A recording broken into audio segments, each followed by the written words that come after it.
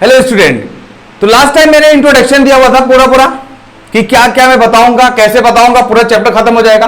तो चलिए स्टार्ट करते हैं। सबसे पहले वर्क, उसके बाद उसका पूरा क्या क्या मैं बताने वाला हूं, तो वर्क पोर्शन पूरा खत्म हो जाएगा। उसके बाद फिर एनर्जी, फिर पावर पे आएंगे। ठीक है, इसलिए मैंने इसको मिटाया नहीं, वैसे रखा हुआ है। तो अभी देखते हैं हम लोग वर्क क्या होता है, उसकी डेफिनेशन पहले देखते हैं।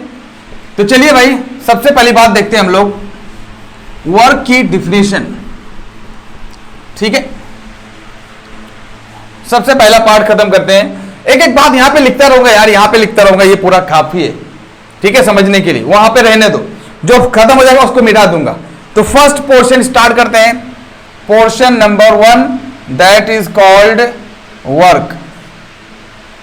सबसे पहली बात, वर्क की डिफिनेशन आते हैं भाई। डिफिनेशन क्या होती है? तो वर्क की डिफिनेशन ये है भाई कि अगर किसी ऑब्जेक्ट पर फोर्स लगाओ और वो डिस्प्लेस कर जाए तो वहां पे वर्क होता है। अगर फोर्स लगाओ, ऑब्जेक्ट डिस्प्लेस ना करे, so that means there is no work। Scientific method, अगर साइंटिफिकली देखा जाए डिफिनेशन क्या है, so work is nothing but work is a physical quantity। work is a physical quantity, जो फिजिकली लगाते हो भाई। work is a physical quantity which occurs due to some applying force when it displaced। अगर displace नहीं होगा, if object is not displacing by applying some forces, then work done is zero. Because of without displacement work does not exist. For existence of work we need some displacement due to applying forces. तो force लगाओ तो क्या होना चाहिए भाई? Object को displace होना चाहिए। If object is not displaced, then we can say there is no work। यानी बैठना, बैठ कर सोचते रहना, पढ़ना, लिखना, दिमाग लगाना, ठीक है, बिना मतलब काम करना, ऐसे ताकत लगाए रहना, किसी काम का नहीं है भाई। काम का तब होगा वर्क जब ऑब्जेक्ट डिस्प्लेस करेगा। और आप बोलोगे यार उसके मतलब वर्क के लिए अगर देखा जाए तो ऑब्जेक्ट को डिस्प्लेस होना चाहिए फोर्स लगाकर। जो इसके मतलब वर्क का वजूद कब होगा? जब इसके अंदर क्या होना चाहिए? डिस्प्लेसमेंट हो। अब सवाल ये यार, डिस्प्लेसमेंट कब होता है भाई? क्या होता है डिस्प्लेसमेंट? बेटा एक बात बताऊं, अगर कोई ऑब्जेक्ट जहां से चला वहीं से फिर वापस आ गया, डिस्प्लेस भी हुआ, और फिर से जहां से डिस्प्लेस हुआ फिर से, मान लो आपने एक बॉल फेंका, यहां पे एक दीवार है, ठीक है, और आपने यहां एक बॉल को फेंका, ऐसे यहां से पुश किया, फिर से देखा कि ये बॉल जाकर फिर से वहीं पे बॉल आ गया, फिर से बॉल यहीं पे आ गया ना, इधर गया फिर से वहीं पे आ गया। डिस्प्लेस तो हुआ, गया भाई एक जगह से, लेकिन फिर से वही जगह पे आ गया, तो डिस्प्लेसमेंट कितना बन गया? जीरो। तो डिस्प्लेसमेंट कुछ भी नहीं हुआ, जीरो। क्योंकि डिस्प्लेसमेंट के बारे में मैंने बहुत अच्छे से पढ़ाया है। शॉर्टेस्ट दूरी को हम लोग डिस्प्लेसमेंट बोलते हैं। तो जहां से गया फिर से वहीं पे वापस आ गया, गया और वापस आ गया, जहां से गया फिर उससे कोई ऑब्जेक्ट वापस आ जाएगा, तो वर्क डन जीरो है। मतलब अब आप बात को समझो, मैं कितना बताना चाहता हूं इतना ज्यादा इलिबरेट करके, क्योंकि अभी तो हम इसको पूरा अलग से पढ़ेंगे ना भाई वर्क को। उसका मतलब एक बात को समझो, कोई भी ऑब्जेक्ट अगर साइक्लिक चल रहा है, यहां से चला, मान लो ए से, डिस्प्लेस भी हुआ, फिर से यहां पर चला आया, मान लो फिर B, simple B object A से चला, फिर से बी पॉइंट पर वहीं पे चला आया। ए और बी दोनों का क्या है? दोनों सेम पॉइंट पर है। इसका डिस्प्लेसमेंट कितना हुआ? जीरो। तो मतलब वर्क कितना होगा? Zero. For every cyclic process work done must be zero. यानी कोई भी साइक्लिक प्रोसेस ले लिया, जैसे साइकिल में घूमेगा, जहां से गया फिर से वहीं पे आएगा, याद रखना वर्क कुछ भी नहीं होगा, जीरो होगा। तो डिस्प्लेस भी हो जाए, लेकिन डिस्प्लेस हो तो किस काम का? जहां से गया था फिर से वही आ जाए, तो वर्क डन किसी काम का नहीं, वर्क डन जीरो हो जाएगा, याद रखना। तो वर्क डन जीरो क्यों होगा? क्योंकि डिस्प्लेसमेंट जीरो होगा। अगर डिस्प्लेसमेंट जीरो है then work must be equal to zero. या कोई ऑब्जेक्ट है यार, ऐसे है, ऐसे एक ब्लॉक है और आप इस पर फोर्स लगा रहे हो, ऐसे डिस्प्लेस होगा क्या? बताओ ना यार। आप ये एक ब्लॉक रखा हुआ है, इधर उधर मूव करेगा ना भाई, ये रोड है, ये कुछ भी है, आप इसको ऐसे दबा रहे हो, 90 डिग्री इस पर फोर्स लगा रहे हो, तो क्या काम होगा? नहीं होगा, वर्क डन नहीं होगा। क्योंकि काम होने के लिए आपको डिस्प्लेसमेंट का होना जरूरी है। जैसे ये बोर्ड पर मैं ऐसे ताकत लगाऊंगा ना, ये बोर्ड डिस्प्लेस नहीं करेगा, लेकिन बोर्ड पर अगर दिखाऊंगा नहीं, अगर मैं ऐसे ताकत लगा दूं तो हो सकता है डिस्प्लेस कर जाए। तो जब इधर से ताकत लगाऊंगा तो डिस्प्लेस करने की उम्मीद है, तो वर्क डन कुछ होगा, लेकिन ऐसे लगाने से 90 डिग्री पर वर्क डन नहीं होता है, जीरो होता है। बात समझ में आ गया भाई? चलो, वर्क डन का डेफिनेशन समझ में आ गया भाई। तो वर्क डन एक फिजिकल क्वांटिटी है जो क्या काम करता है भाई, जो एग्जिस्ट करता है जब किसी ऑब्जेक्ट को डिस्प्लेस कर दिया जाए ताकत लगाकर तब। और इसकी मैंने बहुत सारे टाइप्स, तरीके बता दिए कि भाई कहां कहां वर्क डन होगा, कहां कहां नहीं होगा। इसका डिस्प्लेसमेंट से बहुत बड़ा ताल्लुकात है। उसके बाद आगे डेफिनेशन में यूनिट, यूनिट मतलब मेजरमेंट, किसमें मेजर करेंगे? तो unit of work is joule. Unit of work is क्या बोलेंगे भाई? देखो, जितना मैंने डेफिनेशन बताया उसको अलग से लिखाने की कोई खास जरूरत नहीं है यार, सबको समझा दिया। आप चाहो तो जो मैंने वर्ड बोला है उसको लिख लो। डिफिनेशन मतलब डिफाइन करना, और डिफाइन करने का तरीका डिफरेंट लोगों का डिफरेंट होता है, तो रटने की जरूरत बिल्कुल नहीं, समझने की जरूरत है। Unit of work is joule. Work को जूल में मेजर करते हैं। बेटा जूल कौन है? अबे जूल साइंटिस्ट का नाम है, सही बात तो ये, जूल साइंटिस्ट का नाम है। रियल उसका जो यूनिट है वो मैं बताऊंगा आपको। तो यूनिट ऑफ वर्क इज क्या होता है भाई? जूल। जूल क्यों होता है? इसको प्यार से कैपिटल जे भी बोल सकते हो। क्यों जूल होता है? क्योंकि साइंटिस्ट का नाम था और उसने वर्क के बारे में काफी ज्यादा क्या किया, डिस्कवरीज की, इसके वजह से इसका नाम, साइंटिस्ट की इज्जत देते हैं भाई, साइंटिस्ट का नाम यूनिट ले लेते हैं।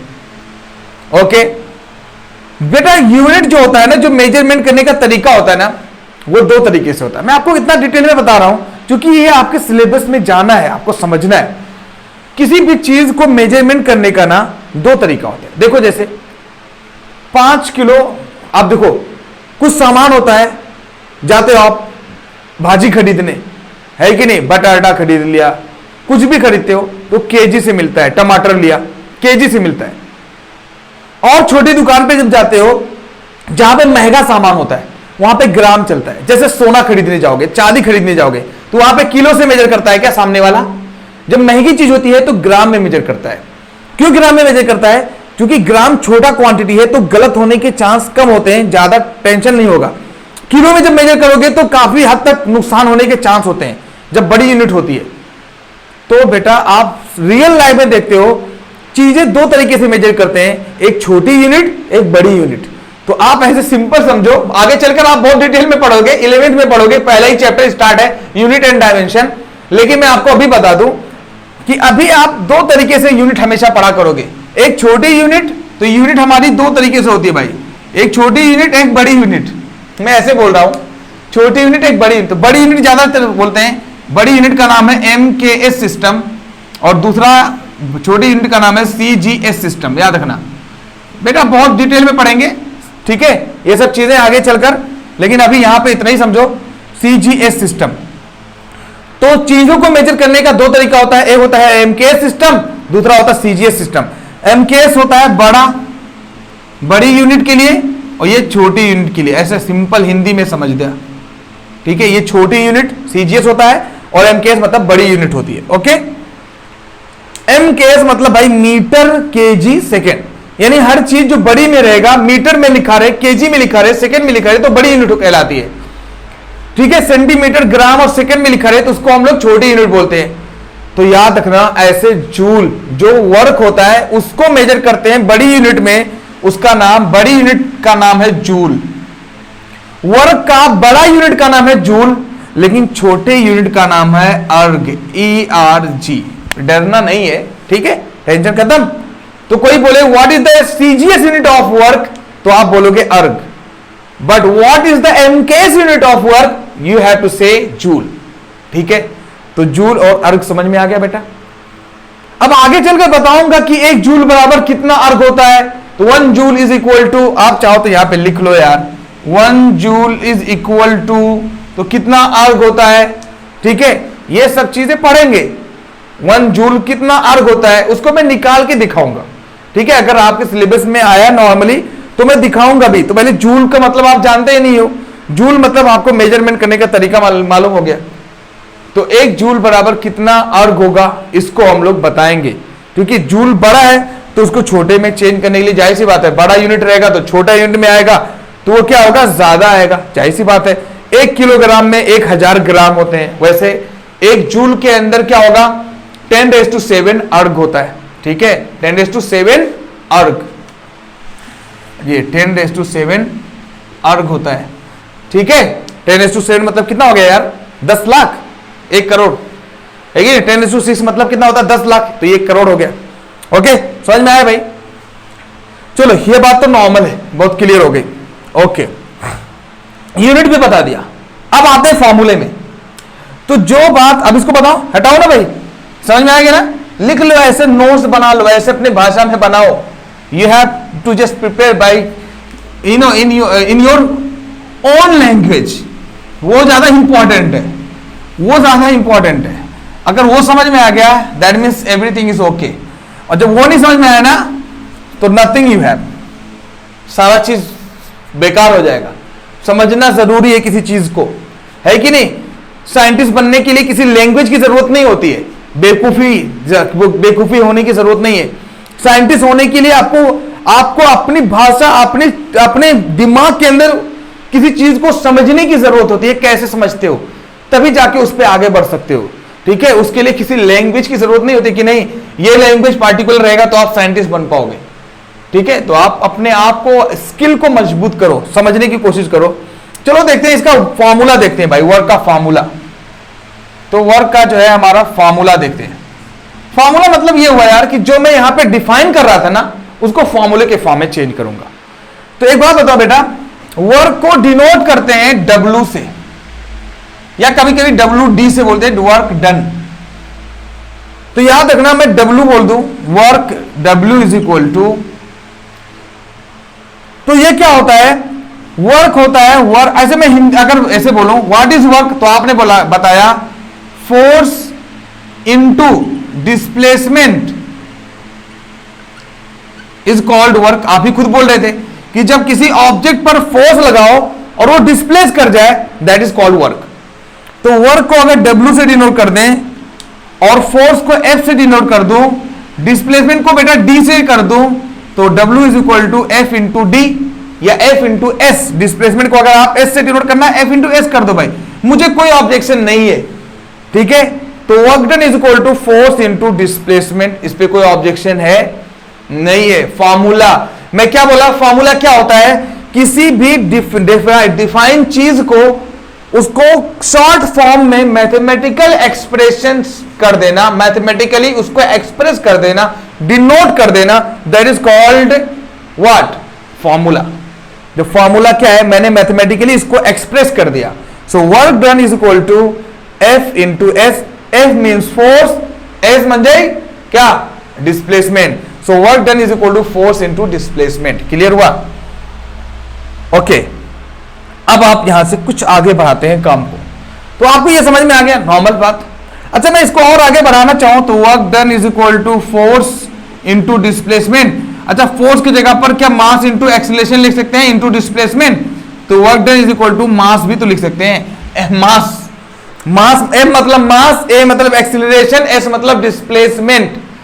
और ये एक्सीलरेशन के बारे में पढ़े हो इससे पहले चैप्टर्स में, Newton's laws of motion, motion में सब पढ़े हो, ठीक है। मास और डिस्प्लेसमेंट तो बहुत अच्छे से पढ़े हो, डिस्टेंस, डिस्प्लेसमेंट, वेलोसिटी, स्पीड सब पढ़े हो, तो वो काम आएगा, इसलिए मैं यहां पे लिखाया हूं। कुछ मकसद है, ठीक है, कुछ मकसद है। क्या मकसद है मालूम है? मैंने लास्ट लेक्चर में बताया था, एक बात बताया था। अभी देखो, ये तो आपको समझ में आ गया ना कि मैंने फोर्स की जगह पर एम में रख दिया, क्यों, न्यूटन सेकंड लॉ से। मैं बोल रहा हूं, मैं जाके प्लेलिस्ट पे चेक कर लो भाई, सारा चैप्टर, ये 4th चैप्टर चल रहा है सीबीएसई का, मैंने पूरा चैप्टर पढ़ाया हुआ और सब एक दूसरे से रिलेटेड होता है, तो उसको चेक कर लो, आपको समझ में आ जाएगा कि न्यूटन सेकंड लॉ से फोर्स बराबर मास इंटू एक्सीलरेशन होता है, वही मैंने लिखा हुआ है, डिस्प्लेसमेंट तो पहले से है। ओके, क्लियर हो गया। अब अगर मैं बोलूं, एक साथ क्यों ना कंप्लीट कर दूं, एक बात कंप्लीट कर दूं कि वर्क डन अगेंस्ट ग्रेविटी, अगर काम हो रहा हो किसी ग्रेविटी की वजह से, तो बेटा फोर्स क्या बन जाएगा, वेट बन जाएगा। बताओ ना, ये फोर्स जो है ना, अगर मैं बोलूं इसी बात को, अभी टाइप्स को हटाकर पहले मैं इसी बात को कंप्लीट क्यों ना कर दूं यार, यहां तक जब मैं पहुंच गया, तो वर्क डन अगेंस्ट ग्रेविटी, इसको ले रहा हूं मैं, वर्क डन यानी वर्क अगेंस्ट ग्रेविटी, है कि नहीं। तो अभी ग्रेविटी के अगेंस्ट में कोई वर्क करना है तो क्या होगा वर्क भाई, तो आपने फॉर्मूला पढ़ा कि work done is equal to force into displacement, और मैंने लास्ट चैप्टर में पढ़ाया, जाके चेक कर लो, small G and capital G, small G versus capital G, ये ग्रेविटेशन चैप्टर में, पिछले चैप्टर में पढ़ाया हुआ है कि अगर ग्रेविटी की वजह से कोई फोर्स लगता है तो उसको ग्रेविटेशनल फोर्स बोलते हैं, या force of attraction due to gravity बोलते हैं, और उसका मास, उसमें क्या हो जाएगा, फोर्स की जगह पर मास इंटू एक्सीलरेशन ना होकर एक्सीलरेशन ड्यू टू ग्रेविटी हो जाएगा, और उसको हम लोग डिनोट करेंगे mg, ए की जगह पर g, और भाई डिस्प्लेसमेंट वो तो हाइट हो जाएगा ना, कोई भी चीज ग्रेविटी की वजह से जब अगर गिरेगा तो वो हाइट कहलाएगा ना, वो डिस्प्लेसमेंट जो भी होगा वो हाइट कहलाएगा ना, वो तो डिस्प्लेसमेंट तो नहीं होगा ना।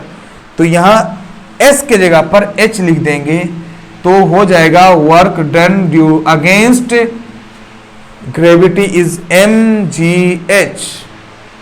ये भी क्लियर हो गया भाई इसी के साथ साथ, ठीक है।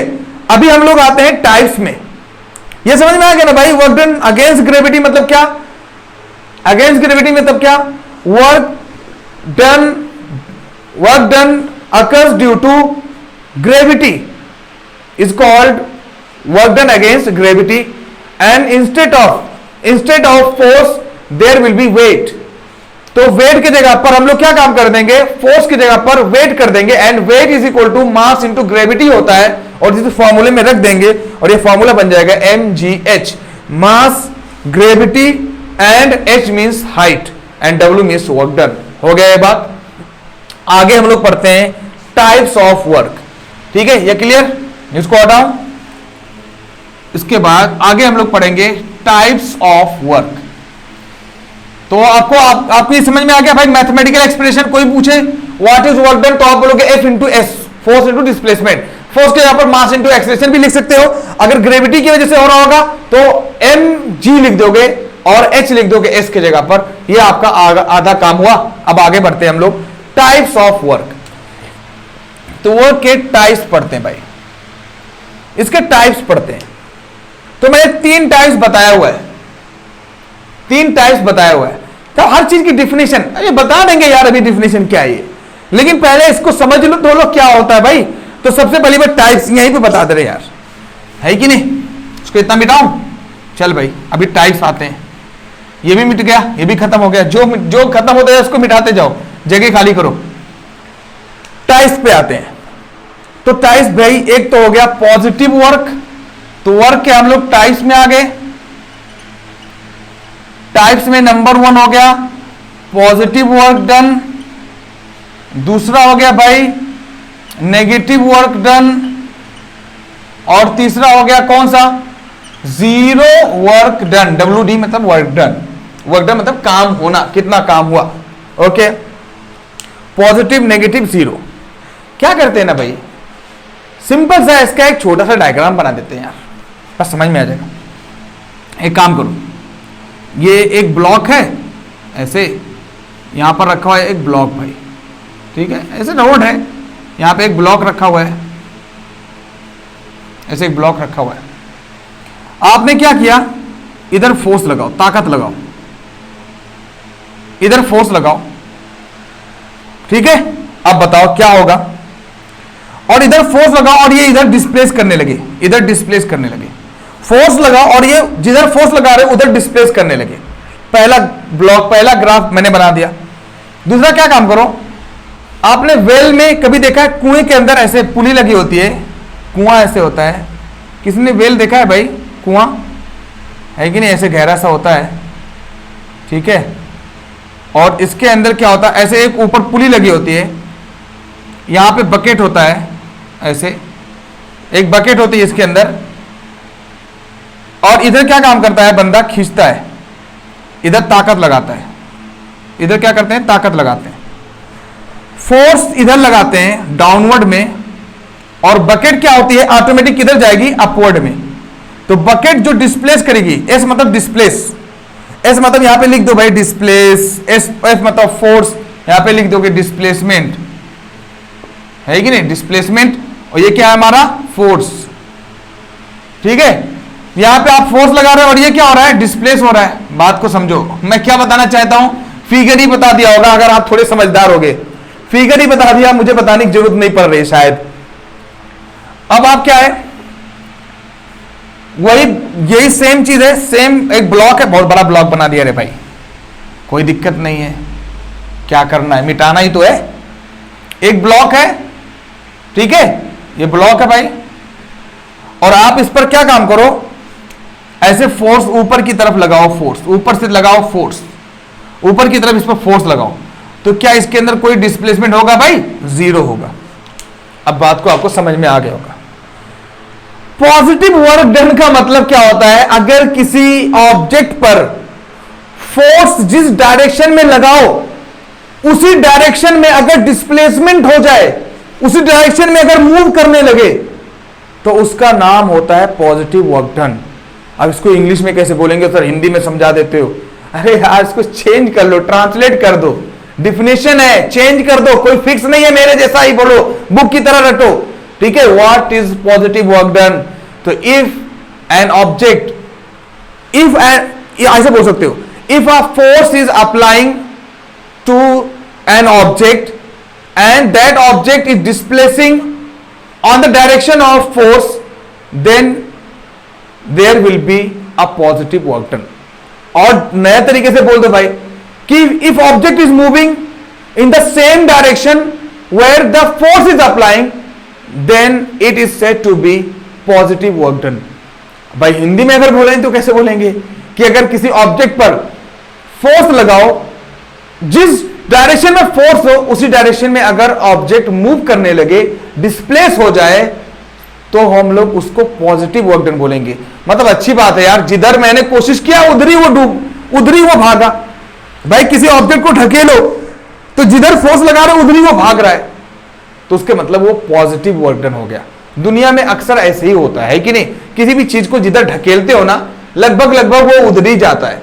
लेकिन कहीं कहीं जब आपसे मजबूत आदमी पड़ जाता है, तो जब आप उसको ढकेलते हो तो वो जब आपको अपोजिट लगाता है फोर्स, तो जिधर आप फोर्स लगाते हो उसका उल्टा हो जाता है, तो उसका नाम नेगेटिव वर्क डन हो जाता है। तो वही तो नेगेटिव वर्क डन है कि आप ताकत लगा रहे हो, देखो बकेट को खींच रहे हो किधर, नीचे की तरफ, फोर्स लगा रहे हो नीचे की तरफ, और बकेट कहां जा रहा है, ऊपर की तरफ। तो ताकत लगा रहे हो नीचे, बकेट जा रही है ऊपर, तो नीचे आप लगा रहे हो और आपके अपोजिट डायरेक्शन में काम हो रहा है, डिस्प्लेसमेंट हो रहा है। तो जब डिस्प्लेसमेंट अपोजिट डायरेक्शन में होने लगे तो उसका नाम नेगेटिव वर्क डन होता है, पॉजिटिव नहीं बल्कि क्या हो जाएगा, नेगेटिव वर्क डन। ठीक है, तो पॉजिटिव वर्क डन का मतलब समझ में आया, फोर्स लगाओ लेकिन सेम डायरेक्शन में, अगर जिस डायरेक्शन में फोर्स लगा रहे हो उधर ही डिस्प्लेस करे तो positive work done. But if you are applying force, if you are applying some forces on downward direction but the displacement occurs at upward direction, then it is said to be what, negative work done. Why? Because of it doesn't follow your direction. You are applying force on downward direction but it is moving on upward direction, so that means it doesn't follow your way. तो जब कोई भी चीज आपके रास्ते को follow नहीं करता है ना, तो उस वक्त उसका नाम नेगेटिव हो जाता है, बोलते हैं नेगेटिव हो गया, नेगेटिव वर्क डन। तो यहां पे आप ताकत नीचे लगा रहे हो, असर ऊपर हो रहा है, लेकिन हो तो रहा है असर ना भाई, तो असर हो रहा है तभी तो वर्क डन है, तो नेगेटिव वर्क डन कहलाएगा। But if some force are applied, if some force is applied on an object but there is no displacement, then it is said to be what, zero work done. Because of, for work done there must be some displacement. If displacement is not there, that means what, work done must be zero. तो यहां पे क्या हुआ, force apply कर रहे हो लेकिन किस काम का फोर्स है, उसको नीचे दबा रहे हो तो क्या वो डिस्प्लेस करेगा? अबे खींचो, पागल हो क्या, खींचो इधर का उधर तो वर्क डन होगा। So you are not applying any type of, you are not displacing, object is not displaced, you are applying force, yes force is there, ताकत तो है बट डिस्प्लेसमेंट नहीं है, तो उसका मतलब ये हुआ ताकत तो है डिस्प्लेसमेंट नहीं है, जब डिस्प्लेसमेंट नहीं है तो what, work done is zero. Why? Because of work done के लिए हमें क्या चाहिए, लाजिम क्या है, डिस्प्लेसमेंट का होना। तो जीरो वर्क डन का मतलब जब ऑब्जेक्ट डिस्प्लेस ही ना करे, चाहे ताकत लगाओ या ना लगाओ, तो क्या होगा, वर्क डन क्या हो जाएगा, जीरो हो जाएगा। तो क्या बाय डेफिनेशन के साथ समझ में आ गई बात? बताओ ना किस दम है, एग्जांपल बता सकते हो यार, बता सकते हो भाई, क्या बात करते हो यार, है क्या कुछ दम इसके अंदर? ठीक है भाई, आगे हमारा स्पेशल केस बताता हूं मैं। ठीक है, स्पेशल केस कहीं कहीं होता है सिलेबस में, कहीं कहीं नहीं होता है, मैं इसको क्लियर कर दे रहा हूं भाई। मैंने बोला ना एक लेक्चर में ये खत्म हो जाएगा वर्क डन, दूसरे लेक्चर में ये, तीसरे लेक्चर में ये खत्म। 2 घंटा अपनी जिंदगी का दे दो, उसके बाद मजे करो। ठीक है, बहुत आसानी से समझ में आ जाएगा यार, इतना डिटेल में पढ़ाया जा रहा है, उसको लाज रखो यार, समझने की कोशिश करो मेरे भाई। ओके, नाउ इसको भी मिटा दूं, ये भी बता दिया, इसको भी मिटा दूं, ये भी बता दिया भाई, बोर्ड तो खाली खाली हो रहा है, खाली सी लग रही है मेरी जिंदगी है। Special case oblique work done, special case क्या है भाई हमारा, oblique work done, oblique work done या ऑब्लिक वर्क बोलो। तो एक स्पेशल केस पढ़ेंगे जिसको बोलते हैं ऑब्लिक वर्क। ऑब्लिक वर्क मतलब होता है भाई कि कोई ब्लॉक हो, दुनिया का कोई भी चीज हो, उसको खींचो, उसके अंदर फोर्स लगाओ। कि ये ब्लॉक है मान लो, ऐसे ये एक ब्लॉक है, ब्लॉक मतलब कुछ भी है यार, ब्लॉक मतलब जरूरी नहीं है कि हाँ ब्लॉक ऐसे कुछ रहे, किस चीज का टुकड़ा है भाई, कोई ऑब्जेक्ट है, कोई भी चीज है, ऐसे छोटा बच्चों वाला कार है कि नहीं, कुछ भी सामान रखा हुआ है, ऐसे रखा हुआ है। अगर आप बेटा इसको ऐसे खींच रहे हो ना, तो ये हमारा नॉर्मल लीनियर वर्क डन हो गया, सीधा सीधा खींचना। लेकिन अगर आप इसको कभी कभी देखते होगे ऐसे रस्सी बांध के ऐसे खींच रहा है, कोई बच्चा इसको इस पे रस्सी बांध दिया और ऐसे खींच रहा है, तो रस्सी बांध कर इसको ऐसे सीधा ना खींचकर, अगर इसको ऐसे खींच रहे हो, कुछ एंगल से खींच रहे हो, आप इसको ऐसे खींच रहे हो, सीधा ना खींचकर कुछ एंगल से खींच रहे हो, मान लो एंगल थीटा है, और इधर आप ताकत लगा रहे हो, इधर ना लगाकर आप इधर ताकत लगा रहे हो, तो कुछ ना कुछ एंगल से ताकत लगाओगे ना, तो कभी कभी इसका भी फायदा होता है। ऐसा नहीं है लाइफ में जरूरी नहीं हर चीज को ऐसे सीधा सीधा खींचते हो, कभी कभी आप ऐसे खींचते हो, तो उससे क्या होता है, आसानी हो जाती है, उससे कम ताकत में ज्यादा काम हो जाता है। ये भी है, कभी अभी कुछ खींचना, मान लो बेंच है और वो खींचना हो तो सीधा सीधा खींचना, और एक उठाकर खींचना, तो ये उठाकर खींचना मतलब ऑब्लिक वर्क। तो अगर कुछ ताकत, कुछ थीटा, कुछ एंगल बना के अगर खींच रहे हो, तो उसको हम लोग ऑब्लिक वर्क बोलते हैं। अब इसमें भी सेम कहानी सब कुछ होगा, लेकिन फॉर्मूला थोड़ा सा बदल जाएगा। आपने पढ़ा है कि वर्क डन बराबर फोर्स इंटू डिस्प्लेसमेंट होता है, आपने यही तो पढ़ा भाई कि वर्क बराबर होता है फोर्स इंटू कितना डिस्प्लेस किया, दैट इज कॉल्ड वर्क। लेकिन यहां पे क्या होगा, थीटा एंगल भी आ गया ना, इसलिए क्या काम करेंगे, वर्क डन बराबर force into displacement into cos theta भी ले लेंगे बेटा। क्या ले लेंगे, वर्क डन बराबर क्या ले लेंगे, work done force into displacement into cos theta. क्योंकि एंगल बना रहे ना, तो आप एंगल जहां भी आ जाए वहां पे एक मैथ्स का एक हिस्सा है जिसका नाम है ट्रिग्नोमेट्री। बेटा आगे चलकर पूरा मैथ्स में अच्छे से पढ़ना है आपको। ट्रिग्नोमेट्री मैथ्स का एक पार्ट है, एक मैथ्स का एक टाइप है, ठीक है। जैसे अलजेब्रा, ज्योमेट्री, कोऑर्डिनेट ज्योमेट्री होता है, अलजेब्रा होता है, ठीक है, लॉगरिथमिक होता है, उसके बाद हमारा कैलकुलस होता है, ठीक है, बायनोमियल अलजेब्रा होता है, उसी तरीके से हमारा बुलियन अलजेब्रा होता है कि नहीं। उसी तरीके से ये हमारा जो होता है ट्रिग्नोमेट्री एक मैथमेटिक्स होती है, उसके अंदर सिर्फ एंगल को पढ़ते हैं, sine theta, cos theta, tan theta, sec theta, cosec theta, ठीक है, ऐसे पढ़ेंगे। आप पढ़ोगे, शायद पढ़े भी होगे, ठीक है, sine cos, tan cos, sec cosec. तो भाई इनमें से ये एक होता है cos थीटा, जिसको पैरामीटर हो बोलते हैं, उसको डिनोट करने का, जैसे एक्स वाई अलजेब्रा में होता है, वैसे ट्रिग्नोमेट्री में जहां पे एंगल कोई चीज लगता है वहां पे थीटा होता है, तो यहां पे ले लेंगे cos थीटा। तो बहुत समझ में आ गया भाई। तो बस यहां पे cos थीटा ले लेंगे, ऑब्लिक अगर खींचेंगे किसी भी चीज को, अगर कुछ एंगल बना के खींचेंगे तो वर्क डन बराबर F into S into cos theta हो जाएगा।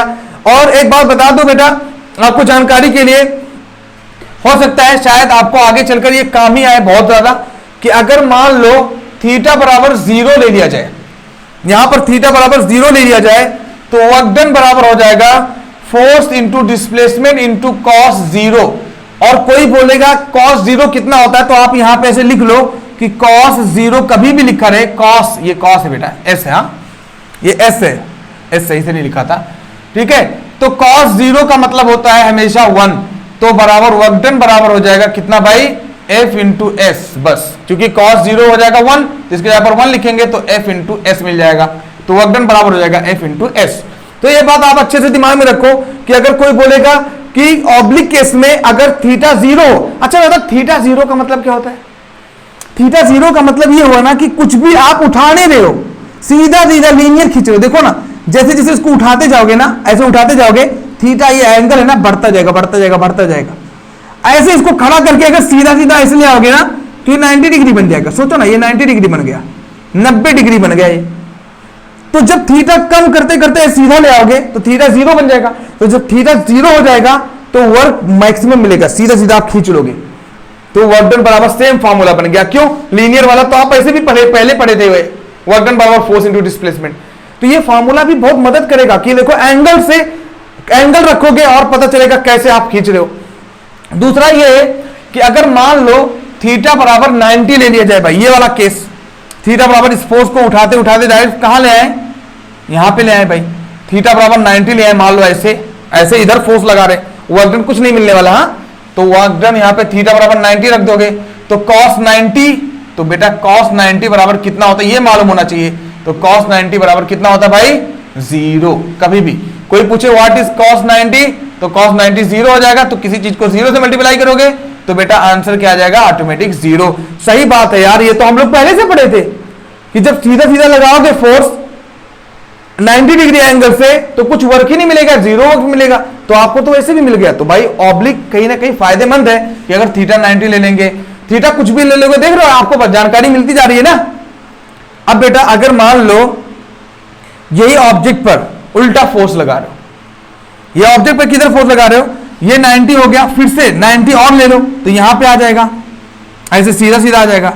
तो इसी ऑब्जेक्ट पे इधर से फोर्स लगा रहे हो ऐसे, तो कितना एंगल हो गया 90 डिग्री का, 90 90 180 डिग्री, तो यहां पे रख देंगे 180 डिग्री, तो cos 180 डिग्री -1 होता है, तो वर्क डन आपको नेगेटिव आ जाएगा, तो उसका नाम नेगेटिव वर्क डन हो जाएगा। तो ऐसे बहुत केस पढ़ेंगे, जो भी आपके सिलेबस में रहेगा उसी को देखना। कहने का मतलब मैंने आपको दो तो बता दिया कि 0 डिग्री और 90 डिग्री पर, तो 0 डिग्री रखोगे तब तो आपको फोर्स नॉर्मल वाला बन जाएगा वर्क डन, ये वाला बनेगा फॉर्मूला, और 90 डिग्री रखोगे तो 0 वर्क डन मिल जाएगा। तो ऑब्लिक अगर आपके सिलेबस में होगा तो वो भी पढ़ लो, वो आगे आज नहीं तो कल तो पढ़ना ही पढ़ना है, ठीक है। लेकिन आपको नॉर्मली ऑब्लिक आपके सिलेबस में इतना नहीं है, कहीं कहीं ठीक है, कहीं कहीं किसी किसी बुक में दे रखता है, ठीक है, डाइजेस्ट वगैरह में कहीं दे रखेगा, नहीं तो आपके सिलेबस में जितना मैंने पढ़ा है उससे पहले वही है। ओके, फिर मिलेंगे नेक्स्ट लेक्चर में, क्या किसके साथ भाई, एनर्जी के साथ, उसी तरीके से पढ़ेंगे। आपको ऐसे खिलवाड़ से खत्म हो जाएगा चैप्टर यार। Okay, thank you, bye bye.